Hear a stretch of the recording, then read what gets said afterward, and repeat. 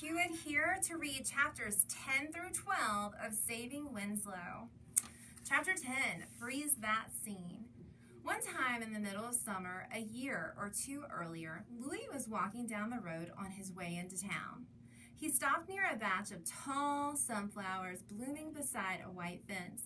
It seemed like a painting to him, those bold golden sunflowers against that white fence, and overhead a pure blue sky with white clouds drifting along. Louis wished he could freeze that scene.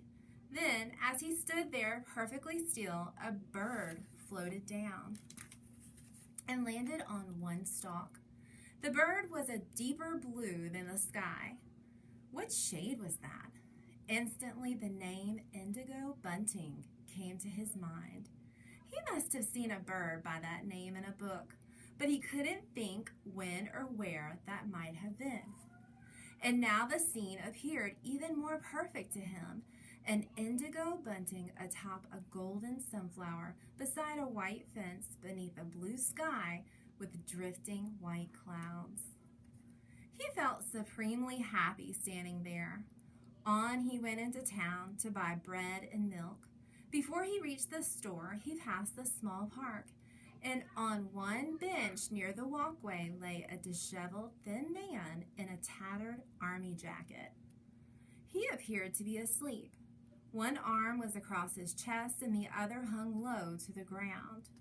The man was unshaven, his hair long and straggly, his clothes filthy. Would I want to freeze this scene, Louis wondered. This scene of the unkempt, thin man in a tattered army jacket on the brown wooden bench on the green grass near the gray walkway. As Louis moved on, he thought he didn't have a choice. The scene, for whatever reason, was already frozen in his mind. On his way back home, Louis slid a small brown bag next to the bench. In the bag were 2 rolls and a candy bar. It was odd, Louis thought now, as he held Winslow trembling in his arms, the smell of milk formula on his face. It was odd that what floated into his mind were both scenes. The indigo bunting atop a golden sunflower beneath a blue sky, and the thin man on a park bench. Winslow's ears brushed against Louis's cheek. This scene, Louis thought, will stay in his mind. Little gray donkey in my arms, trying to stay alive. Chapter 11, What's a Winslow? One morning, when the snow lay deep and white on the ground and the sun shone overhead, Louis wrapped Winslow in a blanket and took him outside, settling on the front porch. Winslow became alert, turning his small head this way and that, eyes blinking against the bright light. He put his narrow face up to Louis's and nibbled at his scarf. "Bah, bah," he murmured.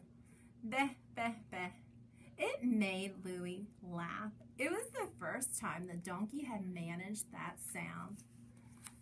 Up until then, his whimpers had always sounded like, "Please, please." "Do you think you're a lamb, Winslow? Are you going to baa like what? You're supposed to say hee-haw." Winslow chomped on Louis's scarf, pulling strands loose. Louis was rubbing his face against Winslow's when someone said, "Hey." Nora was standing on the sidewalk in her large black coat and her clunky black boots. On her head was a bright yellow knitted hat pulled low over her ears. Nora had big black eyes and black hair that poked out beneath the hat at peculiar angles. She looked rather like a bumblebee, Louis thought. "What are you doing with that thing?" Nora asked. "What thing? You mean Winslow?" "What's a Winslow?" "That's his name, Winslow. He's a donkey, and his name is Winslow." "The one that's going to die?" "He's not going to die." "Don't be so sure." Nora took a couple of steps toward the porch, tentative steps, as if she expected something to jump out at her or scold her and send her away.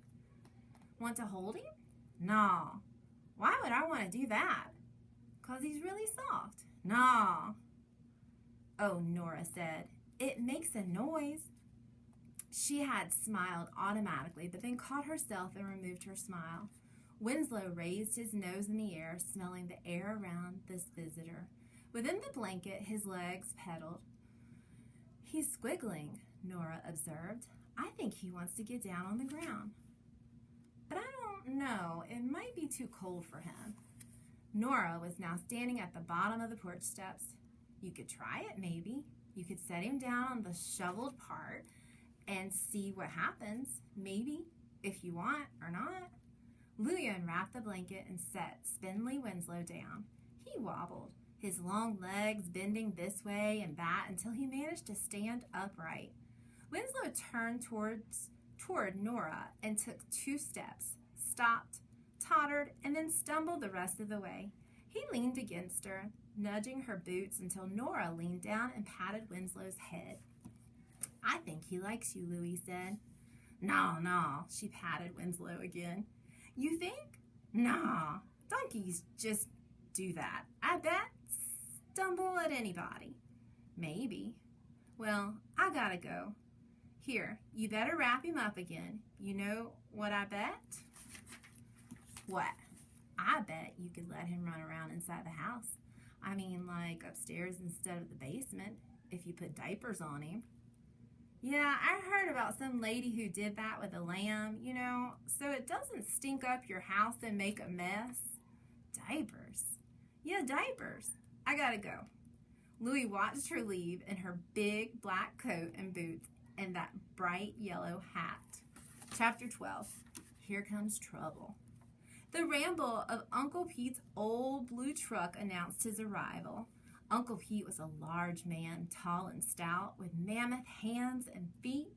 His normal greeting was a booming, "Hey there," followed by a pat on the shoulder. But the pat was so forceful it usually knocked Louie off balance. "Hey there, Louie." "Whoa, careful there. Don't fall over. You need some meat on those bones, boy." Uncle Pete was a childhood friend of Louie's father. Not really an uncle, but that's how Louie's parents had always referred to him. "Here comes trouble," Louie's mother said. That's what she usually said when she saw Uncle Pete. "Ha ha, that's me. Trouble is my middle name." His cheeks were red from the cold. "Wicked out there today. How's that poor donkey doing? Did it croak on ya?" "It was doing good until this morning," Louie said. "Come and see." Louie had fed Winslow late the night before, and the 2 of them had settled down to sleep. Winslow in his small pen and Louie on the nearby cot.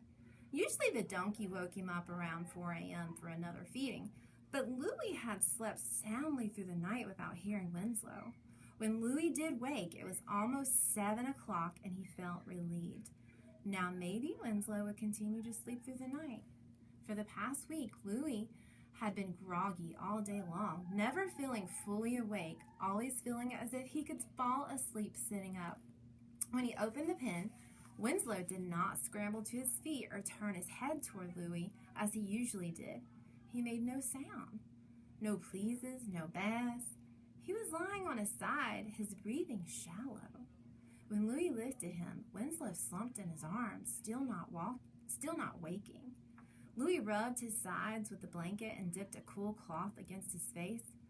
"Oh, Winslow, come on. What's the matter? What's wrong?" Louie tried to recall if he had done anything wrong, if he had mixed the formula incorrectly, or if the bottle had not been clean, but he could not think of anything he had done differently the night before. He summoned his parents and ran next door to get Mac's father, who was not a vet, but he knew about animals. Mac's father said, "Some kind of infection, probably. Need to have a vet check him. Get some antibiotics in him." "Did I do something wrong?" Louie asked. He hugged Winslow to his chest, stroking his head. "Newborns are fragile," Mac's father said. "They can catch any old thing drifting through the air. It's a wonder any of them make it." Mac's father called a good friend of his, a retired veterinarian, who came over right away. After examining Winslow, the vet gave him 2 shots and left a prescription for additional medicines. "It's okay, boy," the vet said to Louie. He might make it, but if he doesn't, you're doing as much as you can. These things happen. You can do everything right, and yet his unfinished sentence hung in the air. Before leaving, the vet said, you'll have to give him one of these shots each day for at least 10 days. What? Who? Me? Louis said.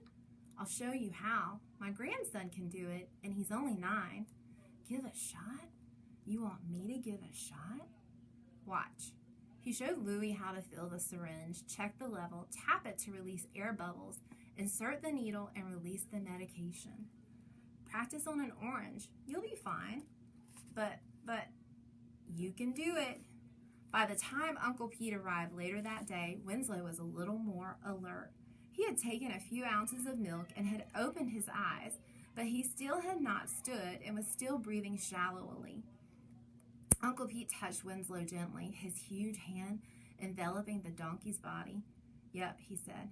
He's a sick one. Too bad. Kind of amazing you got him to live this long, though. But he's going to make it, Louis said. Well, his mother didn't make it. My LGD died yesterday. That birth must have been harder on her than I thought.